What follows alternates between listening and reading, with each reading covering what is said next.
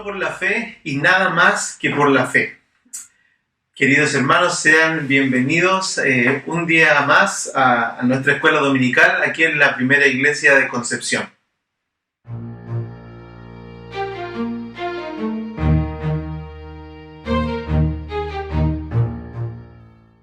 Buenas tardes, queridos hermanos. Estamos en nuestra serie de estudios, como cada semana, tratando de mantener, ¿no es cierto?, nuestra condición de escuela dominical y siguiendo con nuestras enseñanzas, ¿cierto?, llevando este resumen de escuela dominical hasta nuestros hogares. Y hoy nos corresponde revisar la enseñanza, continuar más bien la enseñanza del capítulo 3 de la epístola del apóstol Pablo a los Gálatas. Y hemos estado revisando ya cómo estamos entrando al capítulo 3, a esta argumentación central de lo que tiene que ver con la fe. Pero hoy vamos a compartir algo sumamente importante, sumamente interesante además. Hay harta información que nos va a ayudar a entender, a fortalecer y a vitalizar nuestra fe.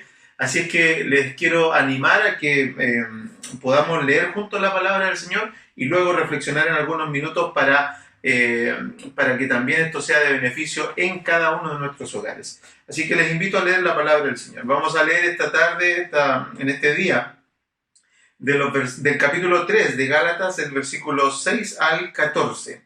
Y dice así la Escritura. Así Abraham creyó a Dios y le fue contado por justicia. Sabed, por tanto, que los que son de fe, estos son hijos de Abraham. Y la Escritura, previendo que Dios había de justificar por la fe a los gentiles, dio de antemano la buena nueva a Abraham, diciendo: en ti serán benditas todas las naciones, de modo que los de la fe son bendecidos con el creyente Abraham. Porque todos los que dependen de las obras de la ley están bajo maldición, pues escrito está: maldito todo aquel que no permaneciere en todas las cosas escritas en el libro de la ley para hacerlas. Y que por la ley ninguno se justifica para con Dios, es evidente, porque el justo por la fe vivirá. Y la ley no es de fe, sino que dice: el que hiciere estas cosas vivirá por ellas. Cristo nos redimió de la maldición de la ley, hecho por nosotros maldición, porque está escrito: maldito todo aquel que es colgado en un madero, para que en Cristo Jesús la bendición de Abraham alcance a los gentiles, a fin de que por la fe recibiésemos la promesa del Espíritu.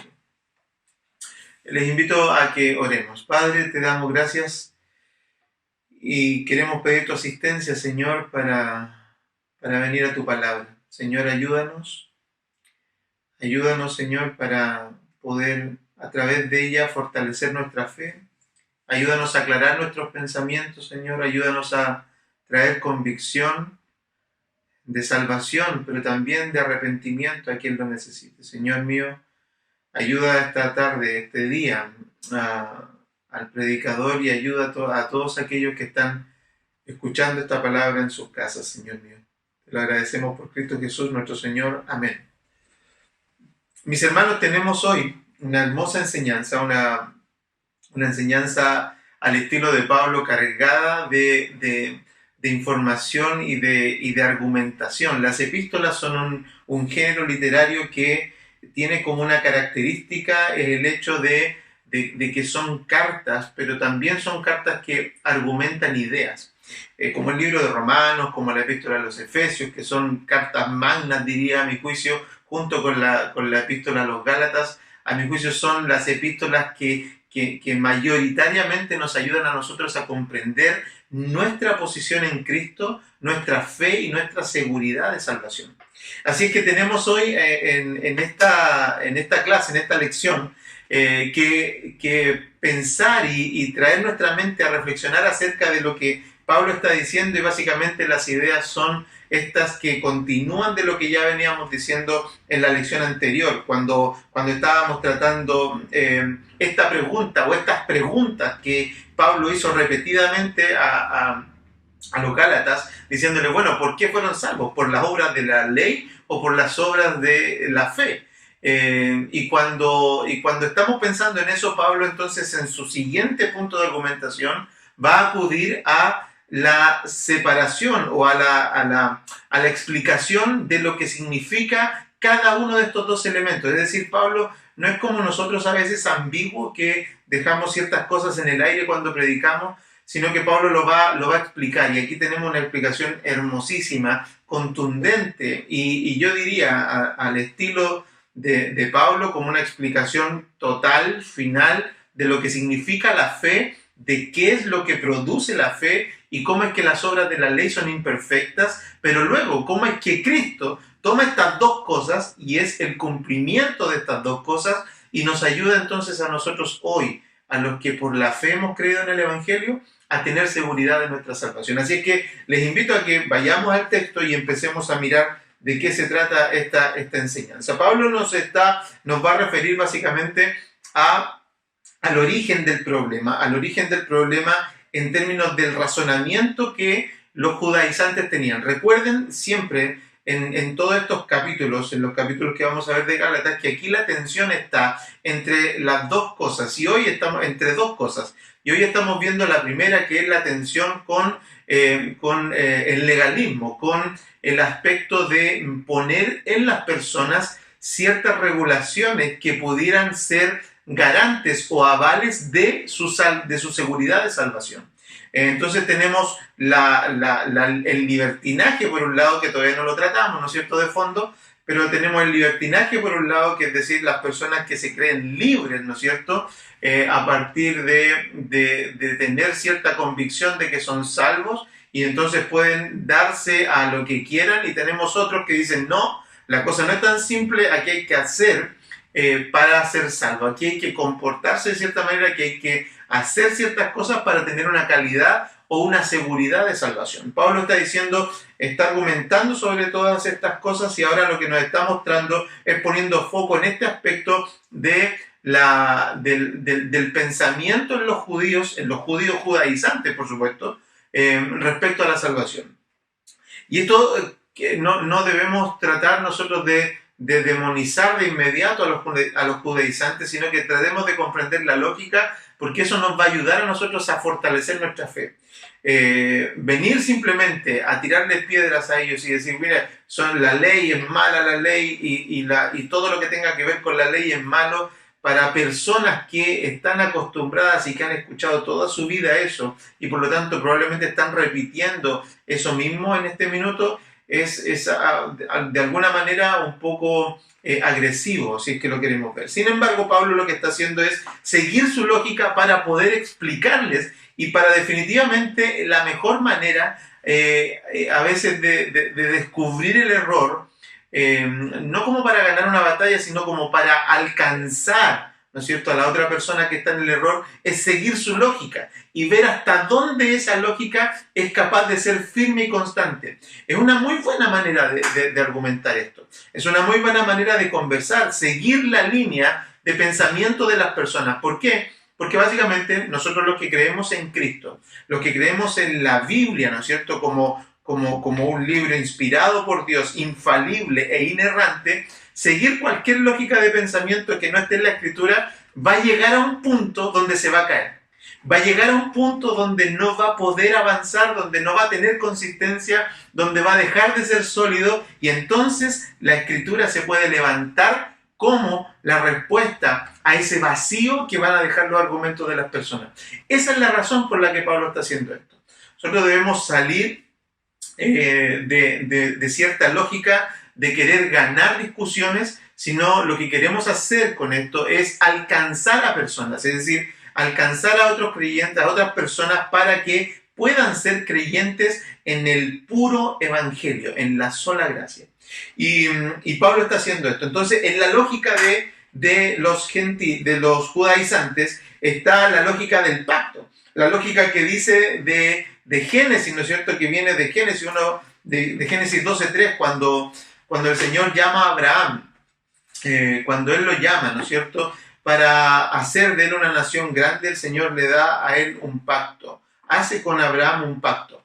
Y sería bueno que, y básicamente en nuestras Biblias esto está referenciado ya por Gálatas, usted lo va a ver en su Biblia, que de inmediato en el versículo 6, cuando dice, así Abraham creyó a Dios y le fue contado por justicia, probablemente va a haber alguna referencia que lo va a llevar a Génesis 12:3, donde dice, Dios le está diciendo a Abraham lo siguiente, bendeciré a los que te bendijeren, y a los que te maldijeren, y a los que te maldijeren, maldeciré, y serán benditas en ti todas las familias de la tierra. Bueno, luego en Gálatas, Pablo está aludiendo a ese mismo pasaje, porque él entiende que los judaizantes tienen este conflicto. Los judaizantes entienden la lógica de la genealogía de Abraham, ¿cierto? Y entienden de que todos los que sean de la familia de Abraham son los que serán benditos. Y acuden a este pacto, donde ahora en Gálatas él nos dice, y en ti serán benditas todas las naciones. La genealogía. Luego vemos, por ejemplo, en otros lugares, en otros aspectos, como Jesús mismo mostró a los judíos que él era o se mostró, ¿no es cierto?, a partir de la genealogía de Jesucristo, que él era proveniente de esta línea. Como por ejemplo en la genealogía que aparece en Mateo 1:3, donde se habla, ¿no es cierto?, en Mateo 1:17, donde se habla que desde Abraham hasta David hay 14 generaciones, desde David hasta el exilio babilónico hay 14 generaciones, y luego desde el exilio a Cristo hay 14 generaciones más. Es decir, los judíos tenían esto en su mente y Mateo pone ese dato, ¿no es cierto? Porque precisamente una de las tensiones que tenían con el Mesías era que proviniera de la genealogía de Abraham, porque en Abraham es que son benditas todas las naciones. Y eso es verdad. Entonces el judaizante tenía esta lógica y de la descendencia, tenía una lógica de buscar su salvación a través de la descendencia. Así es que en este punto, ¿cómo pensaba un judaizante? Pensaba de la siguiente manera, ok, si Jesús vino de Abraham y ya estamos aceptando eso, ¿no es cierto? Es un buen paso, es de la genealogía y es el Mesías. Un buen paso para ir mirando cosas positivas de los judaizantes es que estaban aceptando a Jesucristo como Salvador, ¿sí? Y eso a veces nosotros lo perdemos de vista, pero estos tipos estaban aceptando a Jesucristo como Salvador, pero le estaban agregando por su lógica de pensamiento, es decir, entonces si en Abraham está la promesa, luego Jesús es parte de esta promesa, ok, ¿quieres ser cristiano? Como se lo escuché a un pastor, decía, ¿quieres ser cristiano? Ok, entonces si Jesús vino por los judíos, vino a salvar, ¿no es cierto?, a su nación judía, vino y murió por los judíos, entonces si tú quieres ser salvo por Jesucristo, conviértete en judío y luego cree en Jesús. Esa es la lógica del judaizante. El punto está, bueno, y lo repito de nuevo para que quede claro. Entonces, si Jesús es de la genealogía de Abraham y un gentil que no es judío quiere ser salvo por Cristo, por el sacrificio de Cristo, entonces puede hacerlo, pero tiene que primero ser judío. Y ahí está de nuevo el punto, y Pablo lo que está haciendo es acudir a este pacto para precisamente establecer un asunto que probablemente estos judaizantes no estaban viendo y a todas luces no lo estaban viendo, y que tiene que ver con la manera en que la manera del pacto, del pacto que Dios hizo con Abraham. En la Escritura se revelan distintos tipos de pactos, varios pactos, pero por simplemente notar dos o hablar de dos, el primero es el pacto que Dios hace con Abraham. Luego hay otro pacto como el que Dios hizo con Noé, pero también hay otro pacto que el que Dios hizo con Moisés, ¿cierto? Y estos pactos, en el mundo antiguo, los pactos tenían una categoría, una manera de hacerse. Un pacto tradúzcase como un convenio, como un acuerdo, como un contrato, por decirlo de alguna manera. Como lo que hacemos cuando nos casamos, como lo que hacemos cuando hacemos algún negocio, como lo que hacemos cuando establecemos una relación laboral, ¿no es cierto? Hay un contrato, hay algo que dos partes se ponen de acuerdo y cada una de ellas va a hacer algo, y entonces ese pacto se une en una figura, en un documento. En el mundo antiguo, por supuesto, no había documentos, pero había una figura que reflejaba la importancia la importancia de un pacto. Y esto era el sacrificio. El sacrificio era la manera en que los pactos se afirmaban y se daban por entendido como formales, pero no solo como formales, sino como relevantes, como importantes. Y en el pacto la figura era de que cuando dos personas venían y se comprometían a algo, lo que hacían era matar cierta cantidad de animales y ponerlos, y no solo matarlos, sino que partirlos derechamente por la mitad. Por favor, vaya haciéndose la figura. Partirlos por la mitad, poner una mitad de cada lado, dejar un espacio, matar otro animal, poner uno de cada lado. Imagínense la sangre corriendo en medio de esta figura. El cuadro es animales muertos con tripas afuera, sangre metida ahí entre medio, abriendo unos 3, 4, 5 animales, ¿cierto? Y entonces las dos personas que hacían el pacto se comprometían de palabra, ¿sí? Decían, yo voy a hacer tal y cuales cosas, yo voy a hacer tal y cuales cosas, y para que esto quede claro, entonces ambos caminaban, uno primero, el otro después, por en medio de estos animales muertos ensangrentados. La figura no es muy agradable y no es para que se la cuente a los niños hoy día cuando los acueste. Pero, ¿qué decía esa figura? Decía que si alguno de estas dos personas no cumplía, si no cumplía su parte del pacto, lo que ellos querían mostrar entonces es que a quien no cumplía, que le pasara lo mismo que a los animales que estaban ahí donde ellos iban pasando. Que les pasara lo mismo. Es decir, si tú no cumples con tu pacto, yo deseo para ti que te pase esto, que seas abierto por la mitad, destripado y tu sangre corra si es que no cumples tu parte de la palabra. Esa era la manera. Y el apóstol Pablo le está mostrando aquí a los Gálatas de que esa forma de hacer pacto del mundo antiguo no estuvo cuando Dios hizo ese pacto con Abraham. Y no es algo que se descuidó en la Escritura, no es algo que se descuidó, digamos que alguien no lo escribió, sino que no sucedió. No sucedió. Y eso tiene una implicancia importante, tiene una implicancia para lo que ahora Pablo les está diciendo. Y ahora, cuando probablemente Pablo se lo está mostrando de esta manera, es que él le está diciendo esto. Dice, miren, así Abraham creyó a Dios y le fue contado por justicia. ¿Qué es lo que sucedió en ese pacto? No hubo muerte, ¿no es cierto? No hubo sangre, no hubo compromiso, o sea, de Abraham, pero sí hubo compromiso de Dios. ¿Qué pasó en ese pacto?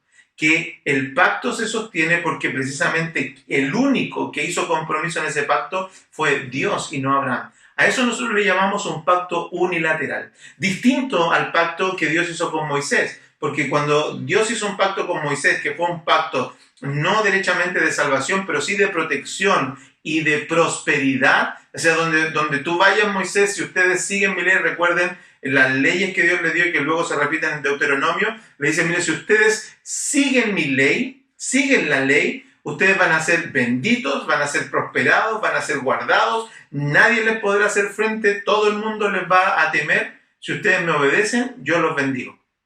Y ese era un pacto que entonces es distinto al de Abraham, y es un pacto que demanda entonces la obediencia del pueblo de Israel. Y ahí tenemos dos pactos, que son las dos cosas que básicamente Pablo está diciendo acá. Pablo está diciendo, miren, por un lado hubo un pacto que fue con Abraham, en donde Dios prometió y le dio anticipadamente, según los versículos del 6 al 9, del 6 al 9, el Señor le muestra a través de Pablo, de este escrito, ¿cierto?, cómo fue que ese pacto con Abraham fue. Fue un pacto unilateral. No descansa en Abraham, descansa en Dios. No descansa en el poder de Abraham, no hubo animales muertos, cortados, no hay compromiso de Abraham. El pacto se afirma en Dios, se afirma en su palabra, se afirma en su compromiso, se afirma en su fidelidad, se afirma en su inmutabilidad. Y aquí empezamos a ver las cosas hermosas de lo que esta enseñanza nos trae. Por eso es que Pablo probablemente ahora lo que está diciendo aquí en estos versículos es, en ti, Abraham, serán benditas todas las naciones. Así que, de modo que, dice el apóstol, versículo 9, de modo que los que de la fe, de modo que los de la fe son bendecidos con el creyente Abraham. Con el creyente, no con el hacedor Abraham, no con el cumplidor Abraham, no con el que pagó como Abraham, no con el que hizo sacrificio, sino que con el creyente. ¿Qué hizo Abraham? Simplemente creyó. Hay unas cosas indescriptibles que a veces nosotros hemos escuchado y cuando hemos escuchado la predicación de la palabra, es que Dios le dijo a Abraham, muévete y ándate a ese lugar, y Abraham, dice la Escritura, que se levantó y se fue. Creyó. ¿Y qué es lo que afirma la fe entonces, dice el apóstol Pablo a estos Gálatas? Está entonces mostrando que simplemente el acto que le fue contado por justicia a Abraham fue el acto de creer. Y esto ya empieza a ponerse hermoso para nosotros, porque precisamente es eso lo que está a disposición de todos nosotros hoy, el creer. Así que la primera cosa que debemos afirmar ahora cuando está haciendo esto es traer esa figura. Recuerde usted, para nosotros quizás esto no tiene mucha relevancia en nuestro mundo, en nuestro contexto hoy día occidental y moderno y postmoderno, donde estas cosas antiguas tienen poco valor. Pero cuando uno ve la Escritura, uno tiene que, por eso tiene que analizarla en el contexto de lo que, no solamente de lo que está escrito más adelante o más atrás, sino que en el contexto de la manera en que estas personas pensaban, para que podamos ver la potencia que esto tiene, que Pablo les esté diciendo, oigan, miren el pacto y por favor vuelvan y traten de encontrar ahí algo que haya hecho Abraham que ahora nosotros tengamos que hacer. Le fue contado por justicia la fe, así como a nosotros nos fue contado por justicia nada de lo que hicimos antes, ni nada de lo que hicimos cuando creímos, ni nada de lo que estamos haciendo ahora, sino que simplemente la fe. Porque con nosotros el pacto también fue unilateral. Es Dios dándose a sí mismo y no nosotros. Es Él sosteniendo nuestras vidas y no nosotros. Es Él proveyendo para nuestras necesidades y no nosotros. Es Él dándonos arrepentimiento y no nosotros. Es Él afirmando nuestra fe y no nosotros. Es Él el que produce el querer como el hacer. Así que la fe es lo primero que Pablo establece. Pero por las dudas, ¿no es cierto? Pablo dice, si alguien entonces quiere insistir en la ley, entonces esto se los voy a entonces también explicar. Pablo dice, alguien quiere insistir en la ley porque no puede ser tan fácil esto. Hay muchas personas que piensan que la Escritura, la salvación, no puede ser así de simple, no puede ser por la fe. Chocan con esa idea de solo con la fe, porque igual hay que hacer cosas. Y más adelante lo vamos a explicar, pero es verdad que hay que hacer cosas. Y el punto es que, ¿qué es lo que afirma la seguridad de salvación? Eso es lo que está en discusión aquí. No está en discusión si tenemos o no que tener ciertas normas, ciertas reglas. No está en discusión si tenemos que ejercitarnos en ciertas cosas. Está en discusión de que si descansamos en aquellas cosas para nuestra salvación o si esas cosas las hacemos por gratitud, que ya lo decíamos en la clase pasada. Pero aquí Pablo les va entonces a argumentar a aquellos que insisten en la ley. Versículo 10 dice, porque todos los que dependen de las obras de la ley están bajo maldición.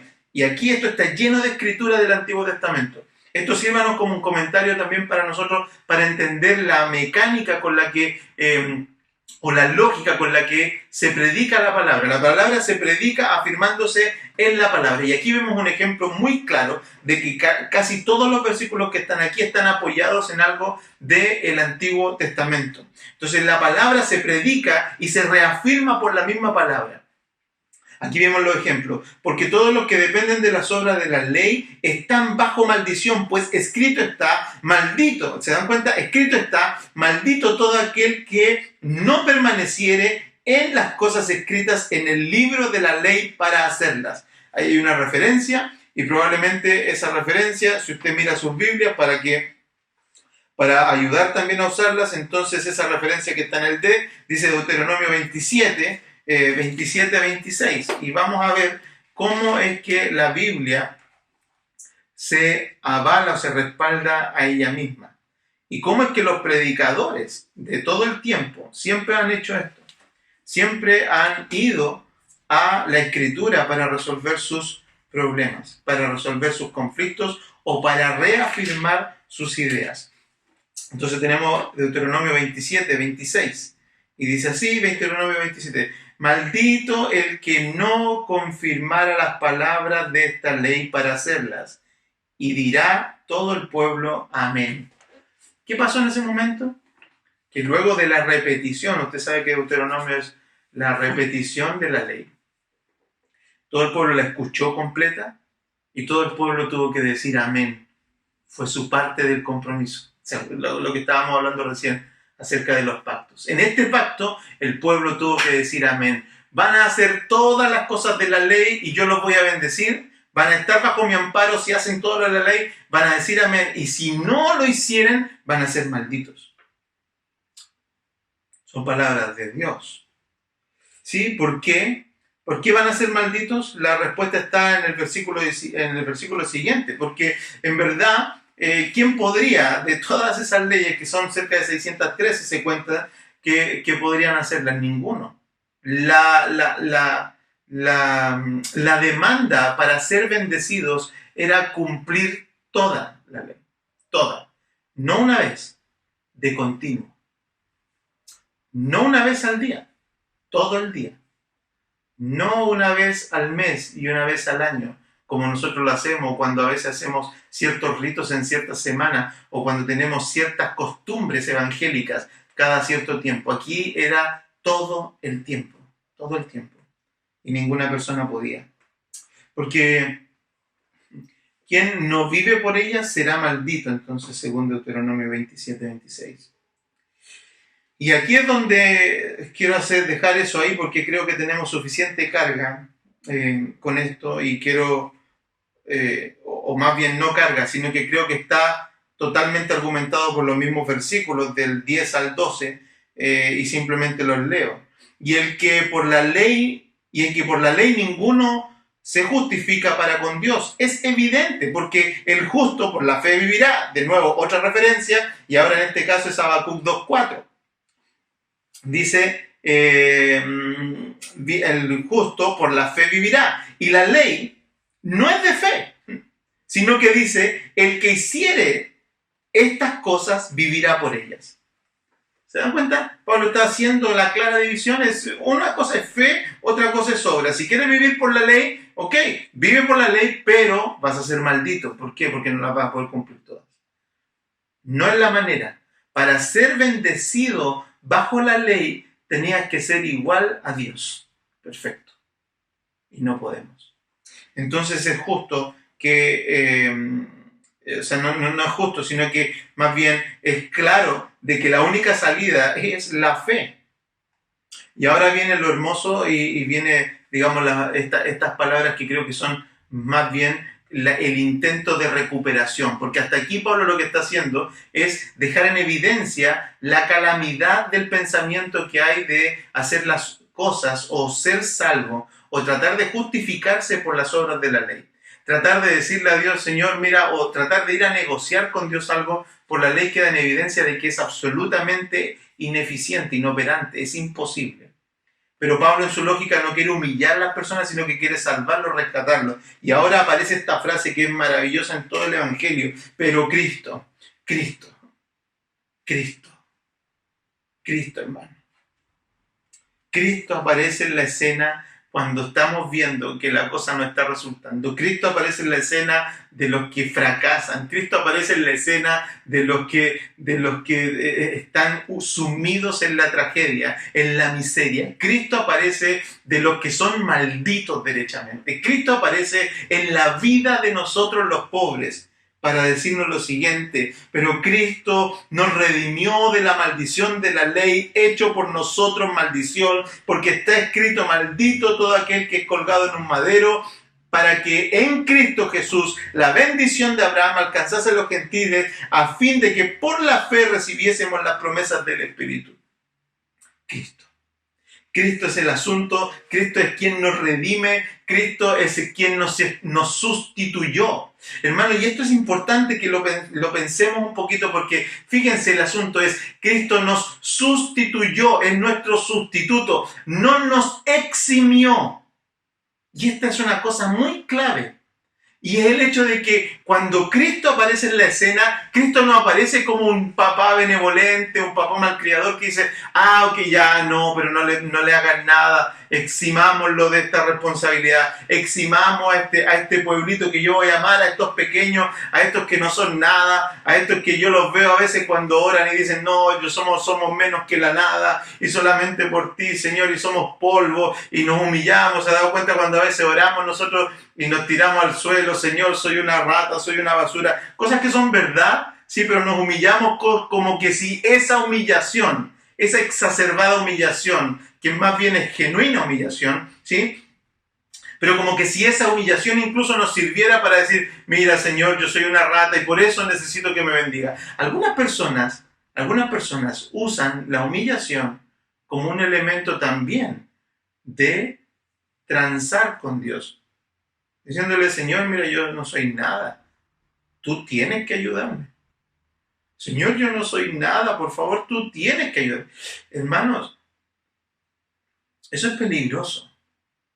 Venir a Cristo tratando de argumentar de alguna manera o sabiendo que tiene algo digamos,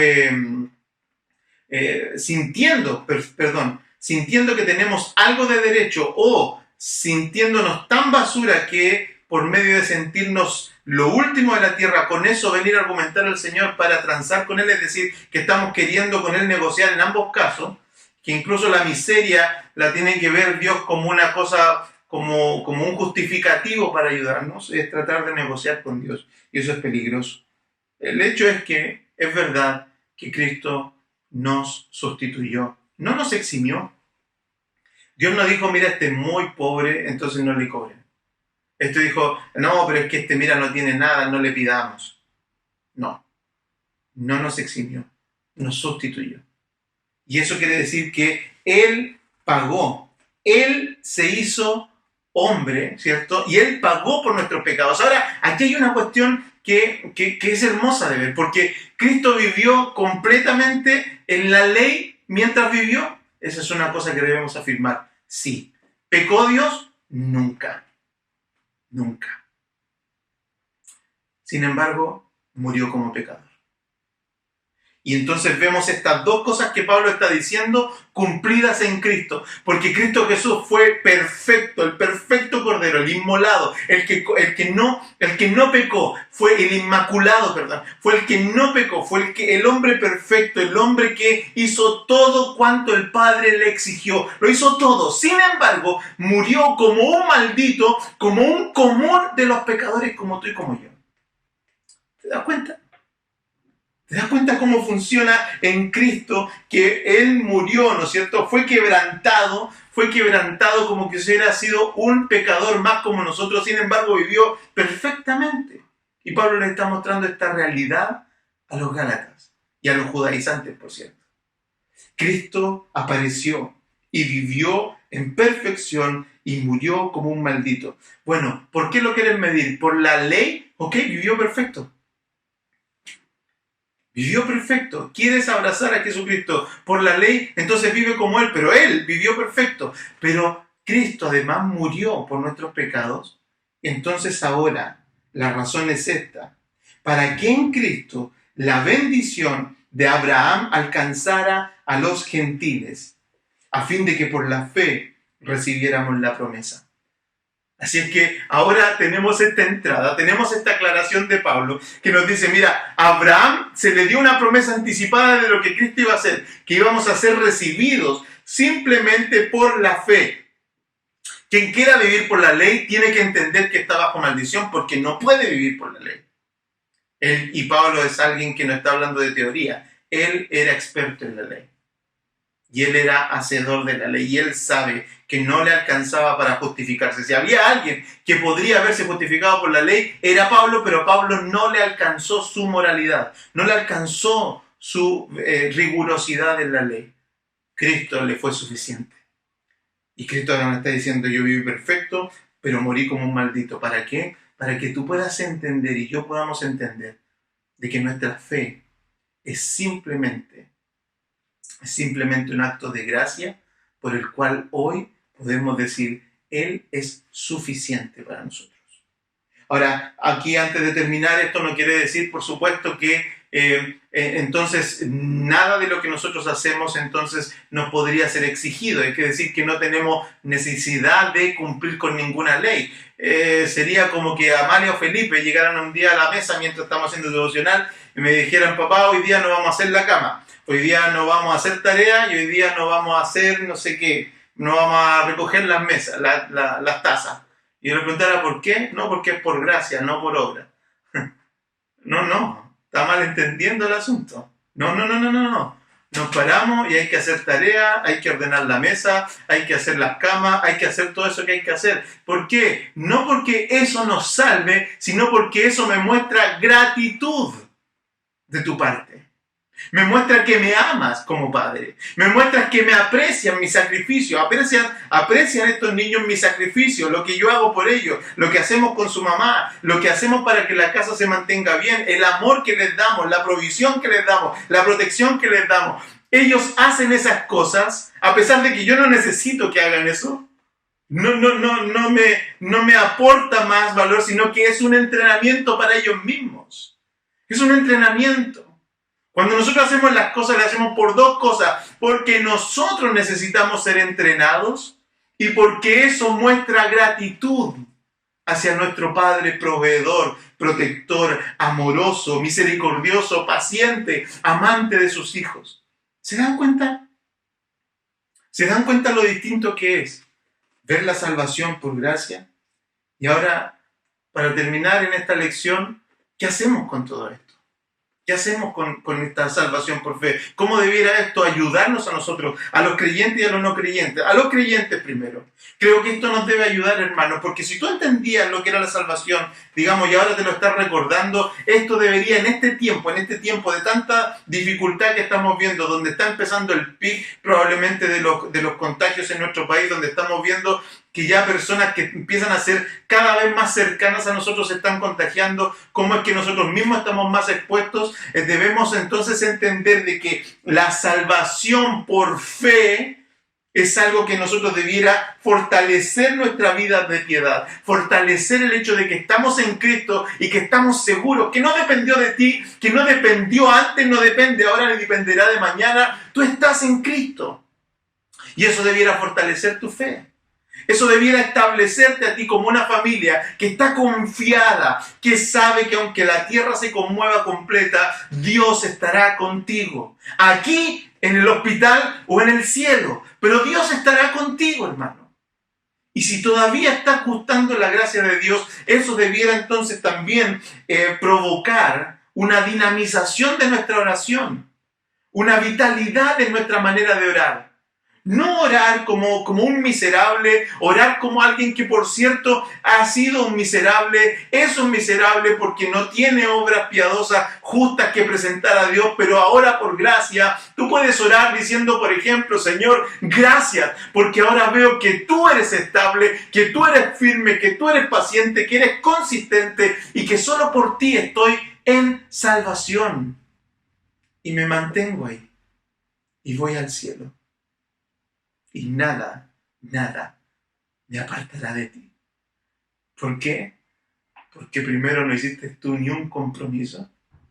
No vale de nada hacerlo. Sino que simplemente actúas por amor, por gratitud. Pero también quiero terminar con unas palabras a los no creyentes. Y si hay alguien que en nuestra familia no es creyente y está escuchando esto, si hay alguien que detrás de esta pantalla está escuchando y no es creyente, ¿qué debiera hacer con esta enseñanza? Debieras hacer básicamente tres cosas. La primera es reconocer esta verdad. Reconócela. Reconoce que tus argumentos llegan a un punto donde se caen. Reconoce que la Biblia es superior. Reconoce. ¿Cuál es el problema? ¿Por qué no puedes reconocer que esto tiene argumentos más sólidos que cualquier cosa que tú estés pensando en la cual estás avalando tu manera de vivir? Reconoce que el Evangelio es mucho más consistente, es mucho más firme, es mucho más sólido. Reconócelo. Luego, cuando lo reconozcas, estimada persona, arrepiéntete. Arrepiéntete, porque la única manera de volver al Señor es en arrepentimiento. No es simplemente en conocimiento intelectual, no diciendo, ok, lo tengo claro, ahora voy a ver si es que soy cristiano. No, arrepiéntete de tu manera de vivir. Arrepiéntete de haber obviado a Dios. Arrepiéntete de no ponerle atención. Arrepiéntete de todas las oportunidades que Dios te ha dado antes y que no las has tomado y que ahora por misericordia del Señor te está empujando a que las tomes. Arrepiéntete de eso y ven a Cristo en oración y luego entrega tu vida. ¿Cómo entregas tu vida? Viviendo por fe. Viviendo por fe. Rinde tu vida al Señor. Pide perdón y empieza a abrazar, ahora a vivir por fe. ¿Sabes cómo se vive por fe? Se toma este libro, se empieza a leer, se empieza a meditar en el Señor, se empieza a pedir misericordia, se empieza a pedir al Espíritu Santo que te ayude a vivir por esta palabra y empiezas a ver cómo tu vida se empieza a transformar. Empiezas a ver cómo la fe empieza a actuar en ti, a obrar en ti y te hace caminar confiado. Estimada persona, Dios es suficiente. Estimado creyente, Dios es suficiente. Que el Señor nos bendiga y bendiga esta enseñanza en nuestros corazones.